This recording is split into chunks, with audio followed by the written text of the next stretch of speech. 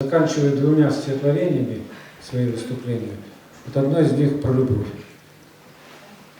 Любовь, конечно, зла, но нет числа безумным драмам среди житейской прозы. Влюбляются в вонючего козла всем стадом неразборчивые козы. И в этом ничего плохого нет. Луга до одурения пахнет мятом. Глядишь, бегут за козьим стадом вслед веселые молочные козлята.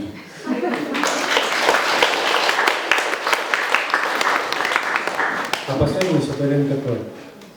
В пожатиях рук, в объятиях нежных, вся прелесть разлук, пока неизбежна.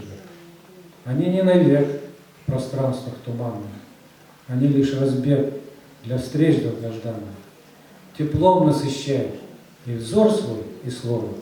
Прощаясь, прощай, чтоб встретиться снова. Я надеюсь, мы еще встретимся.